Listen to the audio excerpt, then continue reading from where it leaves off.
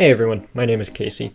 Today I've just got a short little video about an element of Aigis' character from Persona 3 I've been thinking about recently that I find pretty neat that I don't see a lot of people talking about. I will be basing most of the information I use in this video off of the remake of Persona 3, but I will be spoiling very little about that version of the game, or any version of the game really. The only thing you really need to worry about in regards to spoilers is that I will be talking pretty extensively about Aigis' characterization here, so if that sounds like something you'd rather experience through the game first instead of through me, then this video might not be for you. Plus, I would personally highly recommend you do that anyway. Persona 3 Reload is a great game and Aigis is a great character, so you should by all means be treating yourself to that experience before you listen to me yap about it. Okay, so let's get right to what's written on the tin. Why do I think Aigis, the robot chick from Persona 3, is a transgender metaphor? About 90% of my reasoning behind this idea comes from her character design, and how the game chooses to present her character design, so taking a quick look at that is as good a place to start as any. I'm not going to comb over every aspect of her design, I just don't really think that's necessary for the purposes of this video, though her whole design is very lovely and is worth analysis outside of the context of this video. What I want to mainly focus on here is the shape of her body. While Aigis is depicted wearing clothes on occasion, easily her most iconic form is something that looks a little like the image I currently have on screen. Basically naked, save for the signature C's armband. Here we can clearly see Aigis' most notable feature of her body, at least as it pertains to this discussion, her lack of sex. The most obvious thing to point out here would be her lack of a male or female sex organ, but we can also observe that her body is absent of other features that would indicate a biological sex, like musculature or breasts. Well, I suppose she does kind of have breasts, but they're amorphous enough to only suggest a feminine feature.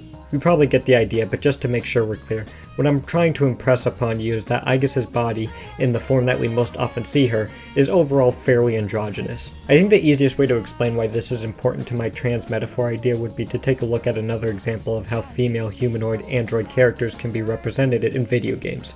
2B is another cool robo girl from the highly praised 2017 game Nier Automata.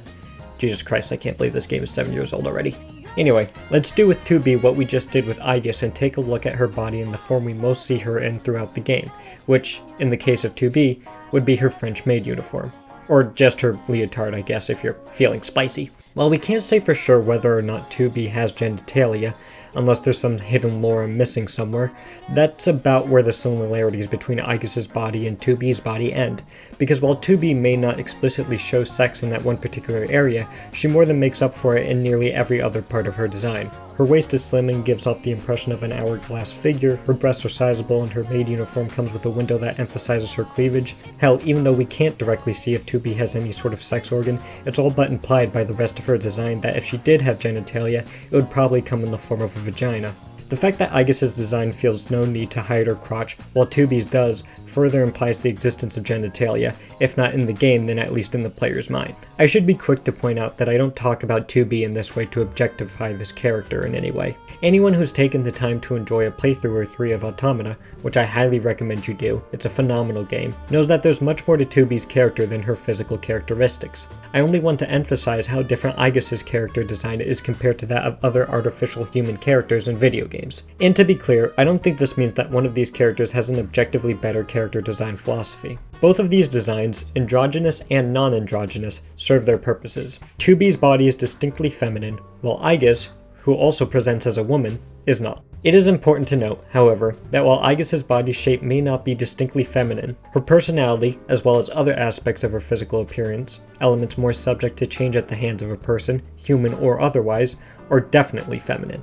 Let's revisit Aigis' character design, this time with a different piece of official art. This beautiful character portrait showcases Aigis in her Gekkoukan High School uniform that she wears to school. While I would argue that this look for Aigis is slightly less iconic than her bare form that we were looking at before, it's still an important side of her that we see throughout the game, and it's still plenty worth analyzing for my purposes here. What I want to mainly focus on here is that while Aigis' bare form is very androgynous, her school uniform hides that androgyny and showcases a more feminine side of her character design. Aigis' uniform is a standard female Gekkoukan High uniform. Let's take note of how this uniform has quite a few things to it that are typically associated with women's fashion, like a skirt, leggings, and a ribbon.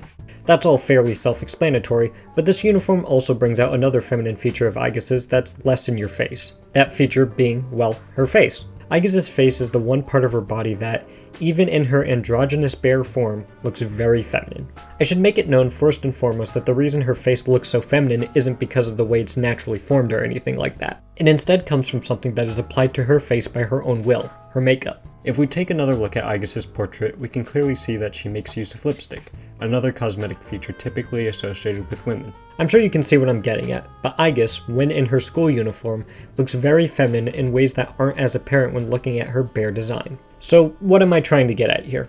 Well, I think all these aspects of Aigis' character design serve a purpose.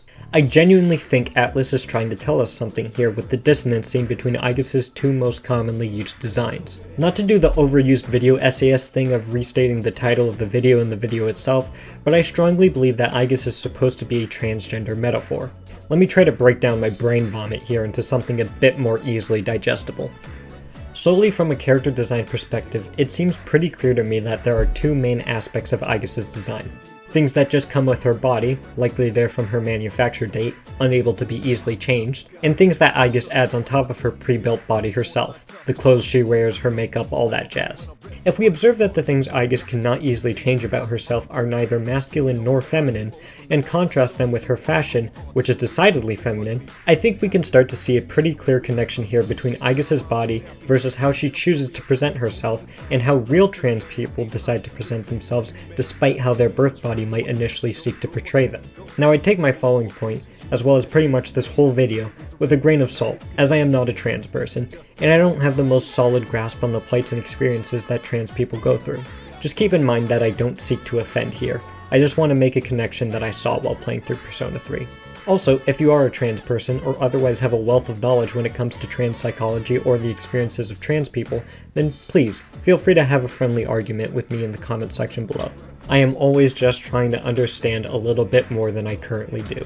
Anyway, to get back on track, I think Aigis was born/manufactured with an androgynous body type that did not match her true gender, that gender being female. As Aigis slowly gains more human-like sentience as the game progresses, she also becomes more aware of her true gender, and makes changes to her outward appearance in order to more accurately reflect her gender than her body does. She uses her entry into Gekkoukan High as her first big opportunity to do this, choosing to don the standard female Gekkoukan High School uniform.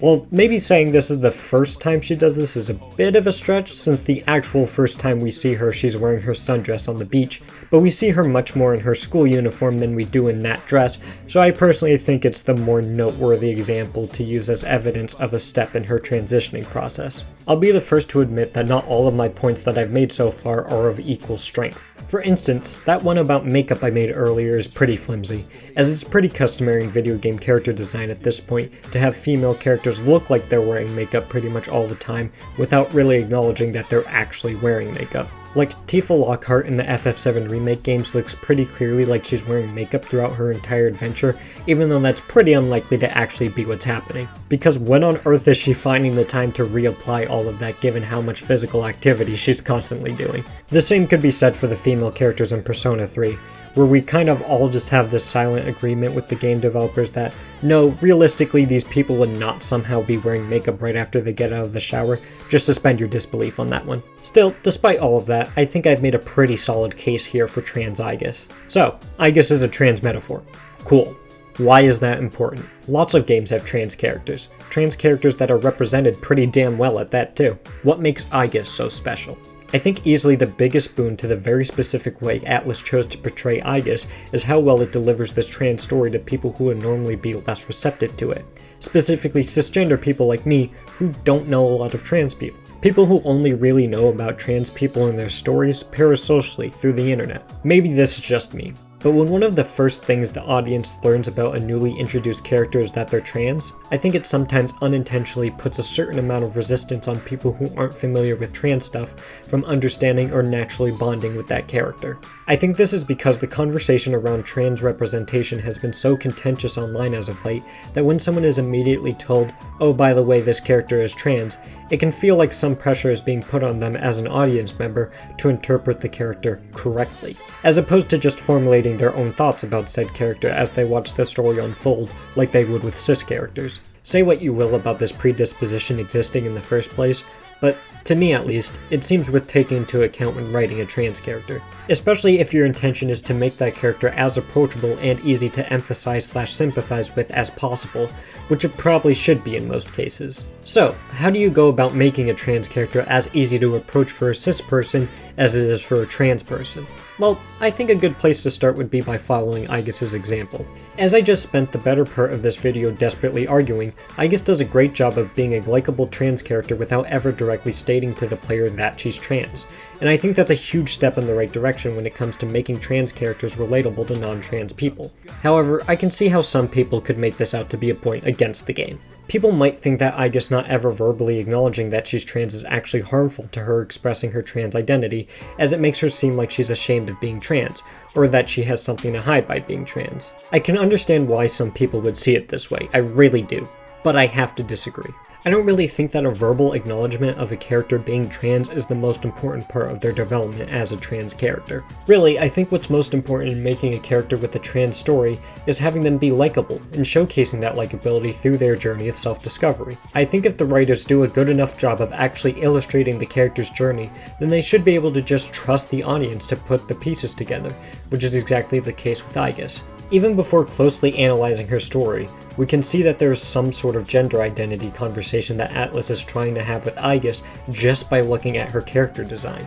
This story, by ignoring the standard rules of trans storytelling by having Aigis' trans identity be metaphorical as opposed to strictly literal, opens up new possibilities of understanding to those who would otherwise struggle to get the message if Aigis had just showed up on screen and said, "Hi, yes, I'm a trans girl." This way, those who only have inaccurate notions of what it means to be a trans person can analyze and appreciate this trans character without those biases getting in the way, and I just think that's great. Hell, I'd even go as far to say that I could see a transphobic person having their transphobia cured by the time Persona 3 rolls credits because they got to like Aigis as just a character first, which made acknowledging her trans identity later on so much easier, as opposed to introducing Aigis as a trans character, which would immediately create an obstacle for that person that gets in the way of them liking Aigis and further understanding her story. Not that I'm trying to make any excuses for transphobic people, just saying that I think creating a trans character that more effectively educates non-trans friendly people on why trans people are cool and likable and awesome, potentially reforming those transphobic people, is a net positive. And just to be clear, there's nothing wrong with a trans story that is literal and not metaphorical. There's absolutely nothing wrong with a trans character being openly trans. I'm not trying to dismiss that method of storytelling, I just think the metaphorical angle is also interesting and worth exploring. And besides all that complicated stuff, I just think Aigis being a trans metaphor is really neat for a lot of other reasons. Obviously, Aigis being a robot and therefore different from the rest of her human partners is also supposed to be a facet of Aigis' trans metaphor, but the fact that the rest of Cs are so loving and accepting of Aigis just warms my heart. She just immediately fits in so well because her personality is so lovable and charming, and the rest of the party being so eager to welcome her despite her differences makes them more likable by proxy. Plus, there's her relationship with Makoto and just... oh my god, I love it so much. The fact that they give the player character the option to accept Aigis into their romantic life just seals the deal for me on why Aigis is such a good trans metaphor. For her to not be automatically rejected by the protagonist just because she's different is so heartwarming, and dare I say, pretty damn progressive for a game that initially released in 2006. I mean, yeah, you technically can choose to not return Aigis' romantic feelings in Reload, but it doesn't come off as Makoto rejecting her because she's different. The way the game portrays it, it just seems like Makoto treasures their friendship too much for him to move forward romantically with her. Oh my god, I didn't even talk about the sex thing yet. Let's talk about the sex thing. Like quite a few romantic relationships across the Persona series, if you choose to date a girl, the last social link event often implies sex between the protagonist and their girlfriend. That in and of itself isn't anything to write home about. Lots of games often have a sex scene or two at the conclusion of a romantic route. However, with Aigis, I find the implied sex to be so much more meaningful. Remember when I talked about Aigis' lack of genitalia? Well, obviously genitalia is required to have heterosexual procreative sex between a cis man and a cis woman, but for sex between people of the same gender, or trans people, sometimes things aren't quite so cut and dry. That's why I love the implication of sex here between Makoto and Aigis so much. It's safe to assume that Makoto is working with a penis, but Aigis doesn't have a vagina or any orifice on her lower body that can be used for sexual pleasure. But despite this, Persona 3 doesn't even hesitate to imply that Makoto and Aigis are going to try regardless. And that's fucking awesome. It's one thing for all the members of Cs to wholeheartedly accept Aigis' personality, but it's a whole nother layer of radness for Makoto to accept Aigis' body on top of that without hesitation. I'm sure you can tell, but I really like Aigis. She's been a comfort character of mine ever since I first beat Fez in preparation for Reload earlier this year, and when this whole trans metaphor thing finally clicked with me a couple of weeks ago, I knew I had to make this video. Thank you for watching. Sincerely. I know it's probably been a mess, so it means the world to me that you've stuck around to the end regardless. I really hope this video came out as tasteful as I wanted it to. Like I said, I'm not exactly well versed in transgender stuff, so I certainly hope I didn't offend, as that absolutely was not my intention with this video. I just really wanted to celebrate this aspect of this character that I love a lot. That being said, if anything I said in this video comes across as out of touch, again, please let me know in the comments below. I want to be able to more accurately speak about trans characters the next time I make a video on one. There are a hell of a lot of likable trans characters in JRPGs, especially recently, so I'm not exactly short on material to work with. Once again, thank you for watching until the end of the video. My name's Casey, and you've been a wonderful audience. Till next time.